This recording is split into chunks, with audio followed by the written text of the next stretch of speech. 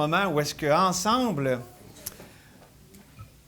nous ouvrons ensemble la parole de Dieu. On l'a fait déjà avant notre temps de prière, donc c'est le même texte.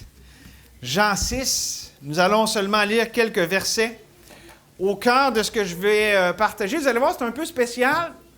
On commence avec ce passage-là, mais je vais y revenir un peu plus tard dans le message. J'ai quelque chose, des éléments que je vais vous donner qui viennent de d'autres endroits de la parole de Dieu. Mais on va vraiment toucher à ces versets qu'on va lire maintenant. Un peu plus loin dans le message. C'est très important par rapport à ce qu'on va considérer ensemble. L'espérance des affamés. Y a-t-il des gens que ça a un peu de quoi qu'on va parler? Puis, on va parler de ça. Avant, on lit dans Jean 6, on va lire les versets 51 à 58. Donc, Jésus ici qui parle et dit « Je suis le pain vivant qui est descendu du ciel. Si quelqu'un mange de ce pain, il vivra éternellement. Et le pain que je donnerai, c'est ma chair, que je donnerai pour la vie du monde. » Là-dessus, les Juifs discutaient entre eux, disant « Comment peut-il nous donner sa chair à manger? » Jésus leur dit « En vérité, je vous le dis, si vous ne mangez la chair du Fils de l'homme, et si vous ne buvez son sang, vous n'avez point la vie en vous-même. Celui qui mange ma chair et qui boit mon sang a la vie éternelle, et je le ressusciterai au dernier jour. Car ma chair est vraiment une nourriture, et mon sang est vraiment un breuvage. Celui qui mange ma chair et qui boit mon sang demeure en moi, et je demeure en lui. Comme le Père qui est vivant m'a envoyé, et que je vis par le Père, ainsi celui qui me mange vivra par moi. C'est ici le pain qui est descendu du ciel. Il n'en est pas comme de vos pères qui ont mangé la manne et qui sont morts. Celui qui mange ce pain vivra éternellement. On te remercie, Seigneur, que tu es le pain de vie, le pain qui est descendu du ciel. Et merci qu'on peut prendre part pleinement à cette vie. Pour tous tes enfants ici, Seigneur, tu veux nous amener au point de saturation, qu'on soit pleinement satisfait en toi, Seigneur. Et tu veux aussi que ceux qui ne te connaissent pas goûtent pour la première fois à ta grâce, qui goûtent comment tu es bon et qui n'en reviennent pas, qui en soient ébahis. Et Seigneur, c'est notre prière ce matin, s'il y en a qui ne te connaissent pas, qui puissent venir à te connaître, toi, le seul Sauveur. Et pour nous, tes enfants, Seigneur, on l'a chanté, on veut entendre ta douce voix. Prépare nos cœurs, dispose-nous, Seigneur. C'est à toi qu'on s'attend. Et on te le demande au nom de Jésus. Amen. L'espérance des affamés. On a ici un passage que je vais, comme je l'ai dit, va prendre le temps de vous l'expliquer, mais avant de vous l'expliquer, je voudrais juste vous l'illustrer pour aider un peu à en extraire le sens. Vous savez, bon, c'est vraiment pas le temps de parler de Noël. À part, c'est-tu le Noël du campeur au mois de juillet, bientôt à quelque part, là? C'est au Québec, là. Ah, bon, OK. Fait que, peut-être que vous avez eu l'expérience quand vous étiez jeune, ou est-ce que, bon, vous étiez un enfant, puis qu'on sait que quand le Noël arrive, on espère avoir des cadeaux. Puis là, peut-être que, je ne sais pas si ça va être arrivé, mais un jouet en vogue ou un jouet que vous vouliez donc, tu sais, un train électrique ou je ne sais pas trop, une auto, la Barbie qui parle, la poupée qui fait toutes sortes de bébelles, là.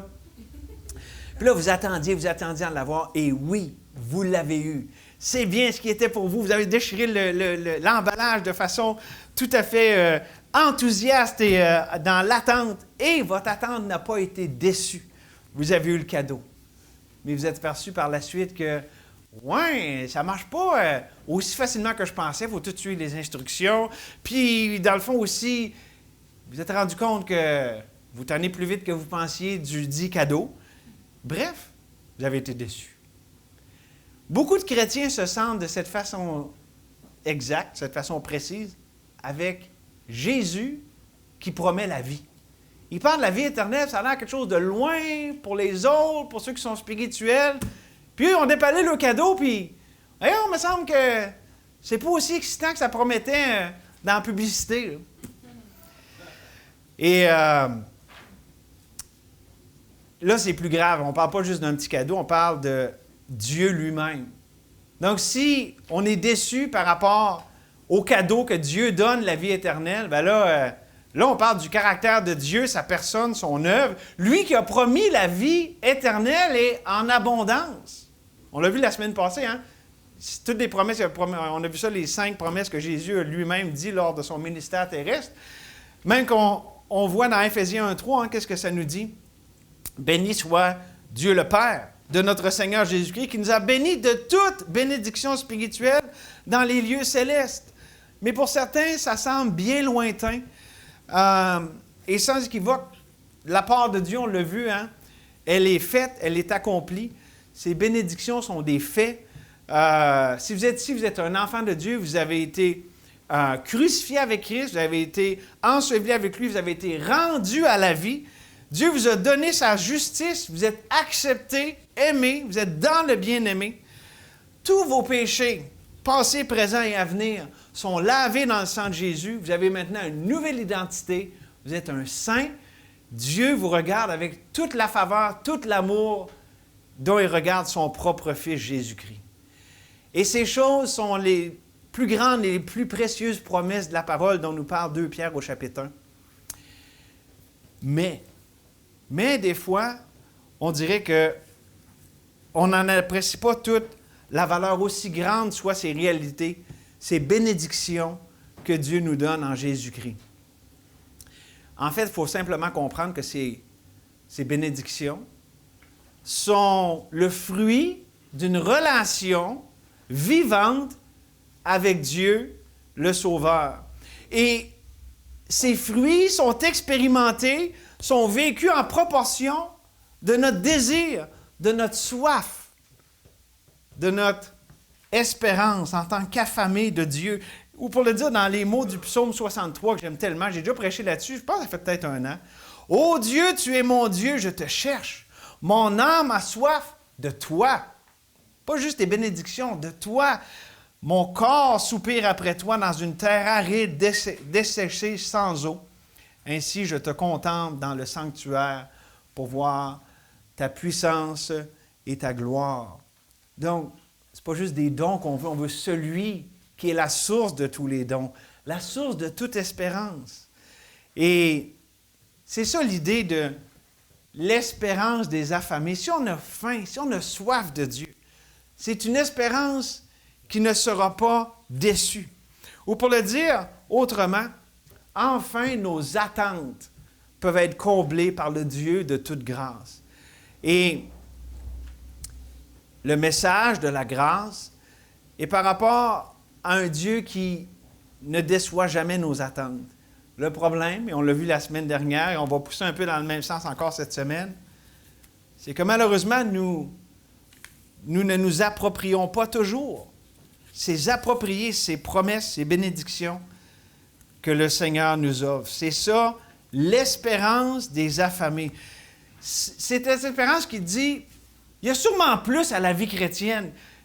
J'espère que je ne suis pas en train de manquer le bateau, que ces belles promesses de vie, de liberté, de joie, de repos, de vie abondante en Jésus-Christ, c'est pas juste pour plus tard, c'est pour maintenant. Vous savez, si on a ces attentes envers Dieu, c'est des attentes légitimes et c'est des attentes que Dieu peut combler parfaitement. Il a déjà absolument tout pourvu. On va simplement voir avec notre message 3 clés pour combler les attentes de ceux qui sont affamés. D'abord, la première clé, il faut être guidé pour combler nos attentes. Il faut être guidé pour combler nos attentes. Il y a un passage, on l'a vu aussi il y a quelques semaines, avec Philippe qui avait couru jusqu'à l'Éthiopien, qui lisait le prophète Ésaïe, et Philippe lui demande « Est-ce que tu comprends ce que tu lis? » Puis il lui répond, l'Éthiopien, l'eunuque répond « Comment le pourrais-je si quelqu'un ne me guide? » Bien, de la même manière, pour vivre la vie échangée, pour vivre cette vie de « ce n'est plus moi qui vis, c'est Christ qui vit en moi », ou pour le dire dans les mots de 2 Pierre chapitre 1, cette vie qui nous comble pour vivre tout ce qui contribue à la vie et à la piété, on doit être guidé pour pouvoir la vivre. Et si Dieu, le Saint-Esprit, ne nous guide dans cette vie, ben, ça va être en vain. Pourtant, il a promis de le faire. Jésus, en parlant du Saint-Esprit, il a dit, quand le Consolateur, ça c'est le Saint-Esprit, sera venu, l'Esprit de vérité, il vous conduira dans toute la vérité, car il ne parlera pas de lui-même, mais il dira ce qu'il aura entendu et il vous annoncera les choses à venir. Maintenant, être guidé, c'est pour ça que la saine doctrine est importante, parce que le Saint-Esprit nous guide dans toute la vérité, dans la vérité de la parole, dans la saine doctrine. Mais là, ça peut sonner, comprenez bien ce que je veux dire, mais ce n'est pas une fin en tant que telle, la saine doctrine. Comme un cadeau sans instruction ne permet pas de jouir de ce cadeau, on ne sait pas comment s'en servir, bien de même, les diverses grâces de Dieu, les bénédictions de notre Père, duquel il n'y a ni changement ni ombre de variation, ne peuvent être expérimentées sans celui qui nous les a donnés. Ce n'est pas un cadeau qui est fait juste pour nous donner de même, puis Dieu met ça sur nos genoux comme ça, puis amuse-toi. Non, c'est un cadeau qui s'expérimente par celui qui l'a donné, par une relation vivante avec lui. Écoutez, un verset extraordinaire de la parole. Ça, je pense que c'est un verset négligé. Je pense qu'on va partir une protestation chrétienne pour dire que ce verset-là, il faudrait plus qu'on l'apprécie. OK? Romains 5, 17, juste si je vous dis la référence, Romains 5, 17. Tu sais, c'est pas comme Jean 3, 16 ou Galates 2, 20. Romains 5, 17. Voulez-vous que je vous le lise? Vu que je vous ai un peu attisé la curiosité, là. Si par l'offense d'un seul, la mort a régné par lui seul, ça parle d'Adam, à plus forte raison, un contraste, ceux qui reçoivent l'abondance de la grâce et du don de la justice régneront-ils dans la vie par Jésus-Christ, lui seul. Romains 5, 17. Ça parle de l'abondance de la grâce et de la justice et de régner dans la vie. Ça, c'est un peu l'équivalent de la vie abondante. Jésus qui est venu donner la vie abondante, bien, il y a un règne dans cette vie, le règne de la grâce dans la vie d'un enfant de Dieu. Mais c'est important aussi de noter la fin du verset où est-ce que ça dit « Par Jésus, lui seul ». Tu sais, comme c'est pas assez de dire « Par Jésus, là, juste lui, là, par l'exclusivité de Jésus-Christ ». C'est important à saisir parce que ce « Par Jésus, lui seul » ici nous explique que dans le fond, le comment à être guidé pour combler nos attentes, bien, le comment, c'est un qui. C'est par Jésus. C'est pas avoir la bonne recette, tout savoir comment faire, c'est aller à la bonne personne. Être guidé pour combler nos attentes, c'est aller à celui qui guide, c'est aller au guide. C'est pas juste avoir la carte dans les mains, c'est avoir le guide direct qui marche avec nous autres. Moi, je m'en vais dans l'Amazon, ou si je pars en excursion à quelque part, le Kilimanjaro, ou les endroits en Asie que je connais pas. Je veux pas pour vous, mais ma petite carte ou même un GPS, ça se compare pas à voir le gars qui est allé là, tu sais, 250 fois dans sa vie, qui connaît tous les raccoins, puis il connaît où est-ce qu'il y a des serpents par là, puis là, va pas là, il peut y avoir des lions. Ouais. Ça, c'est pas écrit sur la carte. Fait que c'est tellement mieux d'avoir le guide. Bien, c'est ça aussi dans la vie chrétienne. La parole, la doctrine, elle est très utile et elle a absolument son but.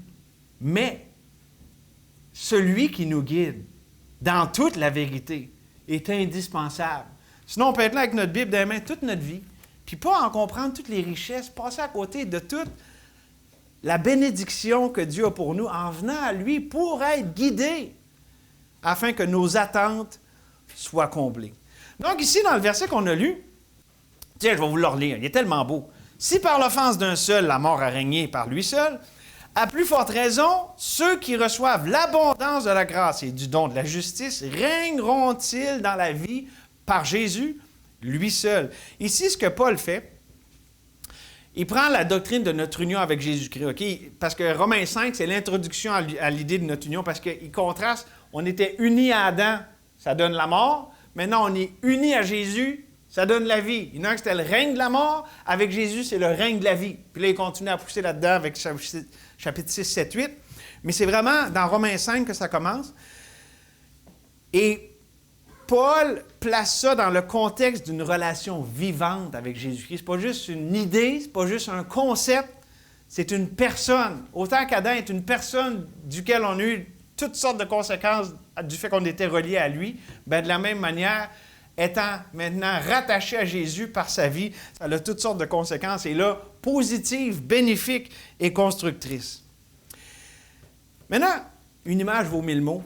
La fameuse affaire d'être guidé, là, puisque je viens un peu de vous parler. Au restaurant, qu'est-ce qu'on fait? N'as-tu compté au restaurant il n'y a pas longtemps? OK? Qu'est-ce que vous avez fait en vous assoyant, là, puis là, la petite madame, elle vous offre de l'eau, tout ça? Vous avez ouvert le menu. Hey, c'est beau, hein, des menus. Moi, j'aime ça, des menus, parce que là, tu vois ça, puis ouh, là, il y a plein de belles images. Puis... On déguste déjà avec nos yeux, hein? Puis là, c'est fait, là, tu sais, c'est des photographes professionnels, puis là... Mais le menu, je veux dire, si on avait juste le menu à manger, je pense qu'on n'aimerait pas ça vraiment aller au restaurant, hein? Le but du menu, c'est de nous amener à la réalité de la nourriture qui va être devant nous dans quelques instants, une fois qu'on a commandé, n'est-ce pas? Bien, la doctrine, le message de la grâce, c'est le menu. Jésus, c'est le repas. OK? C'est de ça qu'on parle. C'est ça que Jean 6 communique. Il y avait toutes sortes de vérités dans la parole. Il connaissait la manne, puis il connaissait l'histoire de ceux qui avaient été dans le désert. Mais Jésus, il dit, c'est moi le repas. Vous avez vu le menu? Je suis le repas. OK? Et c'est seulement, puis ça, c'est seulement par Jésus-Christ qu'on peut expérimenter, de goûter toute la grâce de Dieu. On peut regarder le menu toute notre vie, mais on ne goûtera pas à la grâce de Dieu tant qu'on n'aura pas goûté à Jésus, celui qui est la révélation complète de qui Dieu est. On ne peut pas avoir une relation avec une doctrine ou un message. Ça, c'est le pont qui nous mène avec celui qui est le sujet de ce message-là, qui est la réalité que la doctrine nous présente. OK? Donc, juste pour vous amener un point là-dessus. OK? Ça vient... C'est une citation, OK? Je ne sais pas c'est qui a dit ça, mais c'est vraiment une bonne phrase. OK? Écoutez bien ça. Je vais la dire 2 fois. Jésus-Christ s'est donné pour nous, afin de pouvoir se donner à nous, et ainsi vivre sa vie à travers nous. Je le répète. Jésus s'est donné pour nous, pour nos péchés, OK? Afin de pouvoir se donner à nous. Hey, je ne veux pas passer. Jésus veut se donner à nous. Vous savez que ça, c'est la grâce de la vie chrétienne. On peut avoir toute notre vie essayer de se donner à Dieu. Hey, Jésus s'est donné à nous afin de pouvoir vivre sa vie à travers nous. Ça, c'est la grâce de justement comprendre toute cette idée-là, d'être comblé dans nos attentes. Jésus s'est donné à nous. Il nous comble lui-même de toute sa grâce. Voilà pourquoi Jésus est le moyen par lequel la réalité de Dieu dans nos vies peut être vécue. Ceci étant dit, je vous ai dit qu'on allait revenir à notre texte de Jean 6. Commençons d'abord avec le verset 57. Vous êtes là tout le monde, Jean 6? Regardez ce que Jésus dit. « Comme le Père qui est vivant m'a envoyé et que je vis par le Père, ainsi celui qui me mange vivra par moi. » Ici, cette déclaration de Jésus est à comprendre à travers la merveilleuse doctrine de l'incarnation de Jésus, la kénose, comment Jésus n'a jamais arrêté d'être Dieu, mais il a mis de côté des attributs divins et est venu habiter parmi nous plein de grâce et de vérité. Jésus nous amène à vivre par lui, tout comme il l'a fait lui par rapport au Père. Jésus est en dépendance constante au Père, il lui donnait tout le contrôle. Bien, Dieu veut aussi qu'on fasse pareil. Puis rappelez-vous, c'est par contraste. Si je veux contrôler, est-ce que je marche par la foi? Non, je marche dans la peur. Qu'est-ce qui va arriver? C'est puis ça. C'est soit la foi, c'est soit la peur. Jésus vivait constamment par la foi. Il n'y avait aucune peur. Il dépendait constamment du Père. Et de la même manière aussi, on est appelé à vivre par la foi. Et comprenons, quand Jésus ici, puis là, je veux vraiment l'expliquer parce que ça peut être mal compris, ça dit « Ainsi, celui qui me mange vivra par moi ». L'expression ici « manger Jésus », c'est une expression de la foi, c'est prendre part. Ça n'a pas rapport avec l'Eucharistie, ça n'a pas rapport avec une espèce de transsubstantiation. C'est vraiment ici, les paroles que Jésus a dit sont esprit et vie.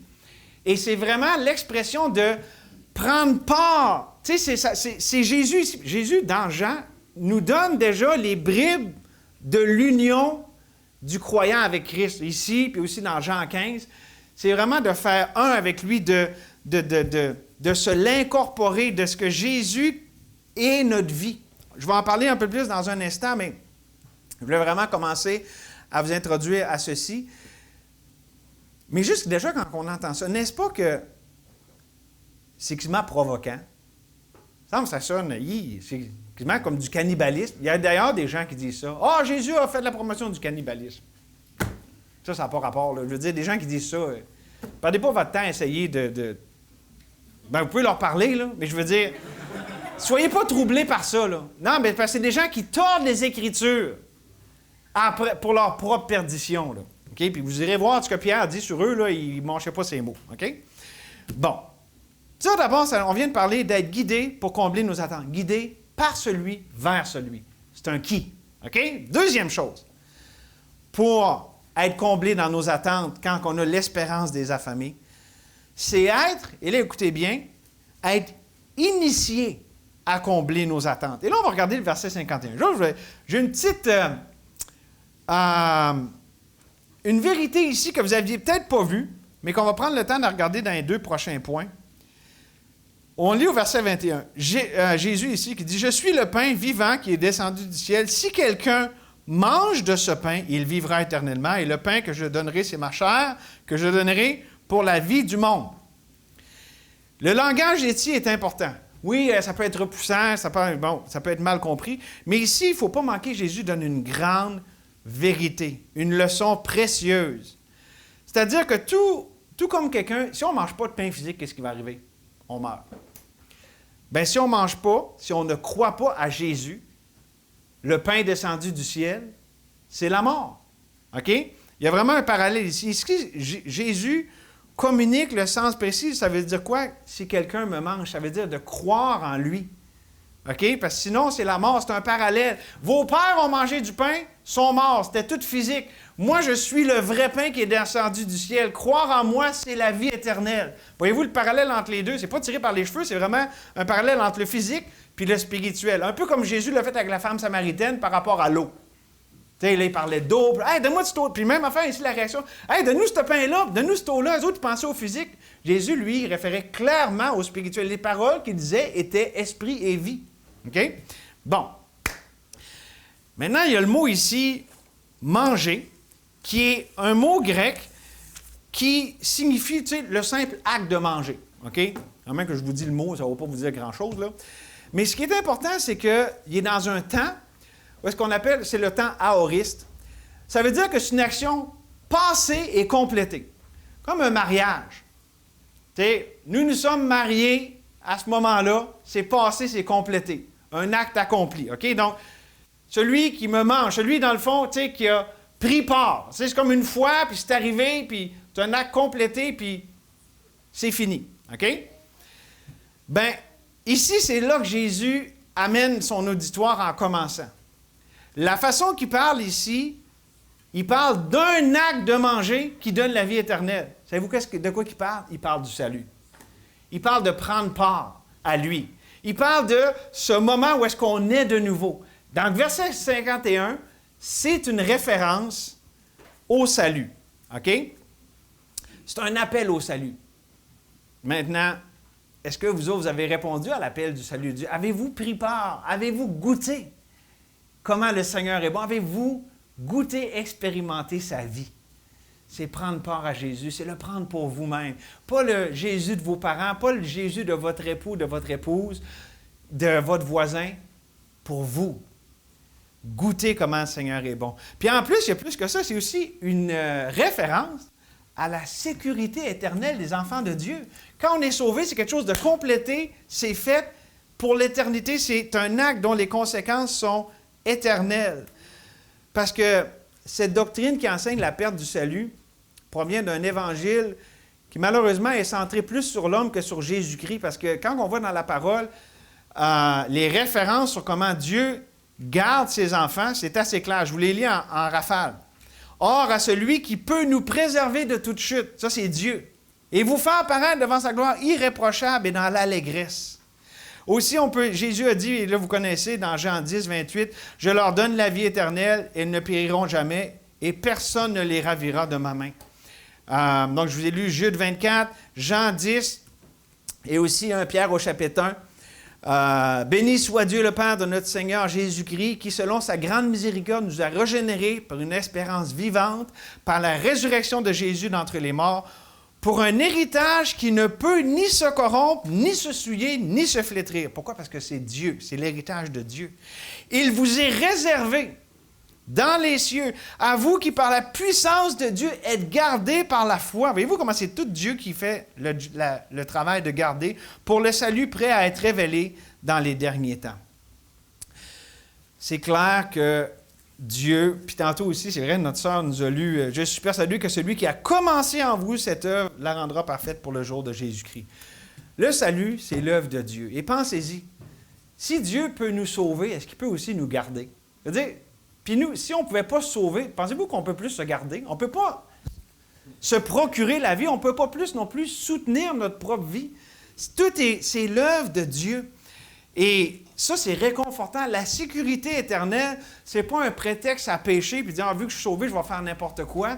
C'est pour garder nos cœurs du fait que malgré nous, malgré nos chutes, puis Dieu peut nous préserver de toute chute, Dieu, c'est lui qui nous garde dans sa main. Ça réconforte, ça calme, c'est une bénédiction lorsqu'on le comprend comme il faut. Comme des fois, des gens vont dire, « Ah, si tu prêches trop la grâce, les gens vont faire n'importe quoi. » Non, si les gens vraiment comprennent c'est quoi la grâce de Dieu, ça va faire le contraire. D'ailleurs, le témoignage de notre frère la semaine passée, c'est ce qu'il disait. Quand il se mettait lui-même sous un joug de sa propre loi, « Bien, je vais faire ça, je vais faire ça. » C'était terrible. Puis c'est ça, la loi, ça ne nous aide pas à ne pas pécher, ça nous fait encore plus pécher. Parce qu'on se dit, je ne devrais pas le faire, puis on n'a pas la force de le faire, fait qu'on le fait encore plus. Mais quand on est saisi par la grâce de Dieu, on n'a même plus le goût. On n'a même plus le goût de faire ce qui déplaît à Dieu, puis on n'a plus les mêmes propensions. Pourquoi? Parce que la grâce de Dieu change le cœur même. Puis on a le goût de faire aussi ce qui plaît à Dieu. Et voici pourquoi.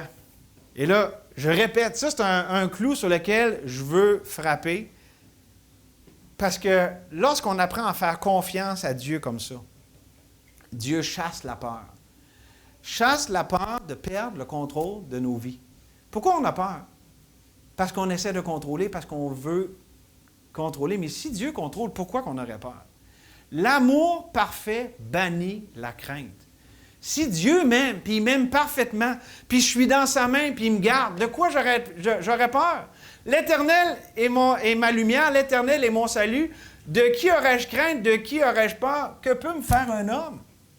Quand je suis en sécurité dans l'amour de Dieu, ça chasse la peur de perdre le contrôle parce que je sais que lui est au contrôle, peu importe ce qui arrive. Ça m'amène au troisième élément, la troisième clé pour combler l'attente des affamés. Non seulement être guidé pour combler nos attentes, non seulement être initié, et ça c'est le point du salut, mais aussi être saturé. Être saturé pour combler nos attentes. On a vu dans le verset 51 qui est clairement question du salut. Maintenant, considérons le verset 54. Et là, il y a vraiment quelque chose d'extraordinaire ici. Jésus encore qui parle et qui dit, « En vérité, je vous le dis, si vous ne mangez la chair du Fils de l'homme et si vous ne buvez son sang, vous n'avez point la vie en vous-même. » Et si Jésus ne fait pas juste se répéter, « Ah, j'ai dit ça avant, puis là, je répète exactement la même affaire. » Non. Premièrement, quand Jésus ici utilise le mot « mange », en français, c'est le même mot, mais en grec, c'est un autre mot, qui ne fait pas juste se référer à l'acte de manger, mais l'idée de, bon, je vais le dire de même, s'empiffrer. Tu sais, quelqu'un que ça fait 3-4 jours qu'il n'a pas mangé puis qui arrive au buffet. Il a faim. Puis là, il va bouffer, il va se faire la grosse assiette, puis, OK? C'est le mot que Jésus emploie. Vraiment, là, manger comme un affamé. C'est ça que ça veut dire. C'est de là que le titre vient. OK? Et en plus de ça, le temps du verbe n'est pas aoris comme un mariage, quelque chose d'accompli dans le passé, c'est le présent, c'est-à-dire constamment s'empiffrer. Jésus, c'est comme ça qu'il décrit la vie chrétienne. Mais s'empiffrer, se saturer de lui. Tout est par rapport à lui. Et donc, clairement, le verset 51 parle du salut une fois pour toutes. Le verset 54 parle de la sanctification. Se saturer de lui, constamment, continuellement. Et ça, c'est ça, l'essence de la sanctification. Voulez-vous une belle définition de la sanctification? Se saturer de Jésus-Christ. Empiffrer, ça fait un peu moins beau, là. Mais on pourrait dire que Jésus, c'est le mot. Jésus employait des mots, des fois, c'était choquant. Puis peut-être que, tu sais, si on était là, je ne suis pas un expert du tout, là, ni du grec, ni de la langue française, je ne suis pas un expert de grand-chose, là. Mais probablement que le sens de ce mot-là, ça pourrait se traduire avec justesse, comme s'empiffrer, parce que c'est vraiment ça. Donc, l'essence de la sanctification, vous rappelez-vous, je l'ai parlé, l'essence du péché, c'est quoi? Vous rappelez-vous, je l'ai dit il y a quelques semaines. L'essence du péché, c'est vivre indépendamment de Dieu. Combler mes besoins, légitimes ou illégitimes, indépendamment de Dieu. Bien, l'essence de la sanctification, c'est l'inverse. Combler mes besoins par Jésus, par lui. Ça marche ensemble. C'est pas pire, on s'en va quelque part avec ça. Donc, Jésus s'est donné entièrement à nous pour tous les besoins de notre vie soient comblés parfaitement et constamment. Et je vais l'illustrer de cette façon-là. Là, j'ose quasiment pas dire ce mot-là parce que là, je ne veux pas avoir trop de réactions, mais les petits félins domestiques, vous savez comment ils mangent, hein? Vous savez comment ils s'approchent de leur assiette? Ils sentent, prennent une petite bouchée. C'est pour ça que j'aime. Moi, les chats, je trouve ça. En tout cas, je ne veux pas offenser personne, mais moi, je suis vraiment le type chien. Le chien, il arrive, lui, tu lui mets la bouffe, il est tellement content. En fait, tu mets n'importe quoi là-dedans, là. Il se bourre la face, puis ça sort de tous les côtés, puis. Ben, on pourrait dire que Jésus, dans le fond, il décrit l'expérience initiale de Jésus d'y goûter comme un chat va s'approcher de son manger. Puis il dit, après ça, une fois que vous l'avez goûté, vous allez être comme le chien.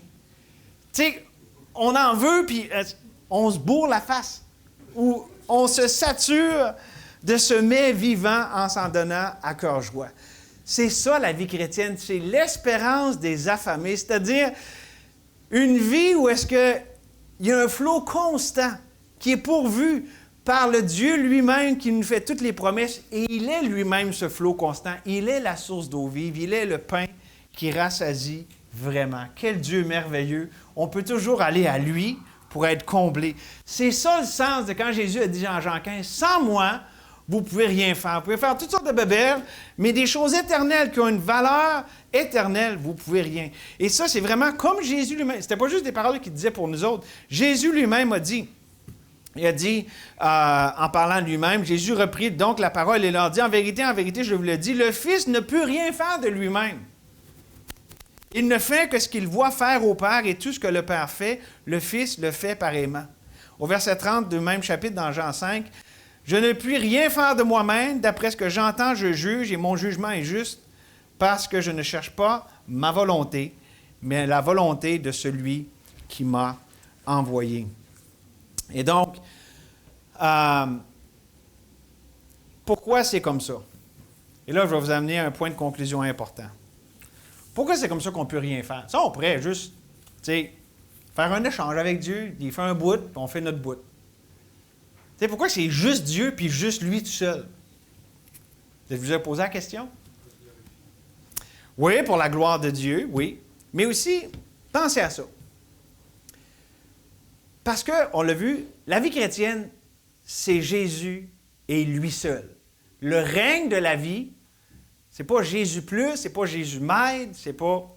Non, c'est Jésus lui-même. Parce que Jésus est le seul, pensez-là, Jésus est le seul qui ait jamais vécu la vraie vie chrétienne. Il est la vie chrétienne. N'essayez pas ceci à la maison. Essayez pas de vivre la vie chrétienne par vous-même. Ça ne va pas marcher. Il est le seul qui puisse vivre la vie chrétienne. Autant moi que vous, on n'a jamais vécu la vie chrétienne. Quand on a vécu la vraie vie chrétienne, c'est Jésus, c'est pas nous, c'est Christ qui vit en nous. C'est ça le secret de la vie chrétienne. Et ça, c'est en proportion de notre foi, de notre confiance à le laisser vivre. Ou je vais redire le mot, le laisser contrôler. Puis c'est là que ça la chope. Parce qu'on veut le contrôle. Qu'est-ce que j'ai dit? Ça, c'est un... Je ne sais pas si vous dites ça en France, des control freaks. Dites-vous ça, l'expression? On est des bébites à vouloir contrôler. Bien, la foi, c'est Dieu qui brise sur la rédemption. C'est Dieu qui, dans sa grâce, nous délivre de cette propension à vouloir tout contrôler, puis qui nous donne cette grâce de lui contrôler notre vie. Puis ce n'est que du bon. Ce n'est que du beau.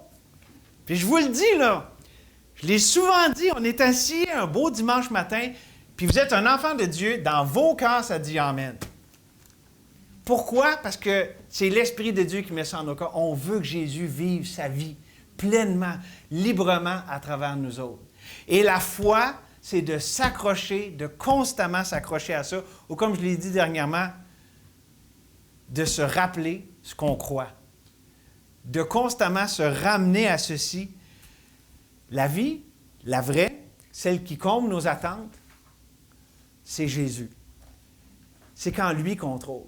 Des fois, ça fait mal. Des fois, on est incompris. Je le disais tantôt dans ma prière, je me suis fait dire cette semaine, « Ah, les chrétiens, vous êtes fermés d'esprit. » Merci pour le compliment, c'est vrai. Tu es en train de me dire que je suis comme mon sauveur. Ben, Jésus, là, il a dit, c'était pas pour moi, t'es contre moi, c'est celui qui croit à la vie, celui qui ne croit pas, il n'y a pas la vie, c'est pas mal fermé d'esprit, merci, ça. T'sais? Puis Jésus qui a dit, je suis le chemin, la vérité et la vie, nul ne vient au Père que par moi. Le monde a toujours dit que les chrétiens étaient fermés d'esprit parce qu'ils le sont pour le monde, parce que leur Seigneur, il l'est. Mais ça, c'est pas grave. Pourquoi? Parce que, au bout du compte, ce qui importe, c'est de le laisser contrôler. Ça nous fait peut-être peur que les gens ne nous aiment pas. Ça fait peut-être peur de ne pas tout avoir les réponses, de ne pas tout savoir comment les choses vont tourner. Mais la foi est plus est ce qui vainc la peur dans notre vie. C'est vraiment ça. La question du contrôle, c'est de là. Pourquoi je laisserais le contrôle à Dieu? Parce que j'ai confiance que lui-même contrôle mieux que moi. Pourquoi je n'aurais pas confiance à Dieu? Parce que j'ai peur. Fait que c'est la foi ou c'est la peur? Maintenant, écoutez bien ce verset. Que Jésus a dit dans Jean 5. Ah, c'est merveilleux. Il parle aux leaders spirituels de son époque, les scribes, les pharisiens.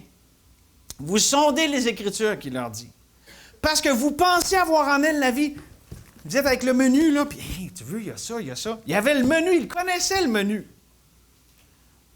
Vous pensez avoir en elles la vie, car ce sont elles qui rendent témoignage de moi. C'est vraiment comme le menu. Mais regardez ce qu'il dit dans le verset suivant, Jean 5, 40.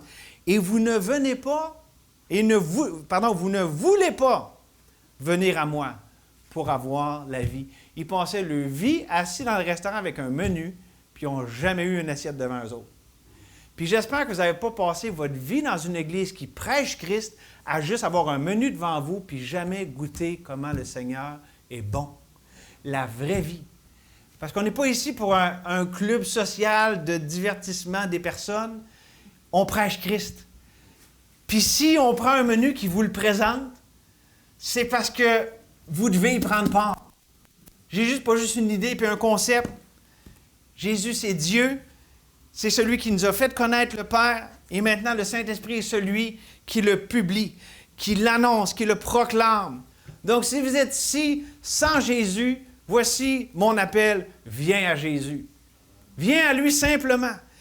Je l'ai dit, il est le chemin, la vérité et la vie. Nul ne vient au Père que par lui. Écoutez ce verset des Écritures. Jésus, encore dans Jean 7, beaucoup de versets dans Jean aujourd'hui. Le dernier jour, le grand jour de la fête, Jésus, se tenant debout, s'écria, « Si quelqu'un a soif, qu'il vienne à moi et qu'il boive. Celui qui croit en moi, des fleuves d'eau vive couleront de son sein, comme dit l'Écriture. » Il dit cela de l'Esprit qu'il devait recevoir, ceux qui croiraient en lui, car l'Esprit n'était pas encore, parce que Jésus n'avait pas encore été glorifié. Écoutez aussi, et c'est ma conclusion, et l'appel est pour ceux qui ne connaissent pas le Seigneur, autant que pour ceux qui le connaissent, parce qu'on l'a vu, on a toujours besoin de venir sous la source d'eau vive. Écoutez Ésaïe 55. Vous tous qui avez soif, venez aux eaux. Même celui qui n'a pas d'argent, venez, achetez, mangez. Venez acheter du vin et du lait sans argent, sans rien payer. Pourquoi pesez-vous de l'argent pour ce qui ne nourrit pas? Pourquoi travaillez-vous pour ce qui ne rassasie pas? Écoutez-moi donc, et vous mangerez ce qui est bon. Et votre âme se délectera de mets succulents. Prêtez l'oreille et venez à moi. Écoutez, et votre âme vivra. Je traiterai avec vous une alliance éternelle pour rendre durable mes faveurs envers David. Seigneur, on vient à toi. On vient à toi, tu nous appelles. Tu es celui qui appelle les perdus, celui qui appelle tes enfants. Tu appelles toujours à toi parce que tu es la source infinie et constante de grâce, de vie. Et merci que tu l'as voulu ainsi. En toi est la vie. Seigneur, ma prière ce matin,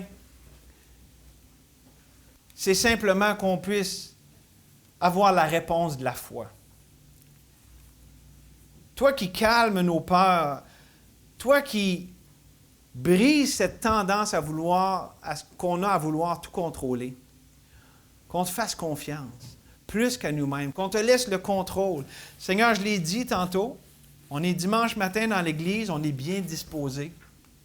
Donne-nous la grâce, durant cette semaine qui est devant nous, de te faire confiance pour contrôler ce qui nous fait peur. Ces attentes qu'on peut avoir, on ne sait pas ce qui va arriver, ou peut-être des attentes qui ont été déçues. Des choses sont arrivées et ce n'est pas ce qu'on voulait. On veut s'attendre à toi, Seigneur.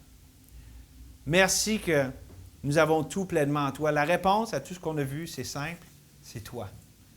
On vient à toi, Seigneur. Fais ton œuvre. Glorifie ton nom. Ce beau nom dans lequel on prie, le nom de Jésus. Amen.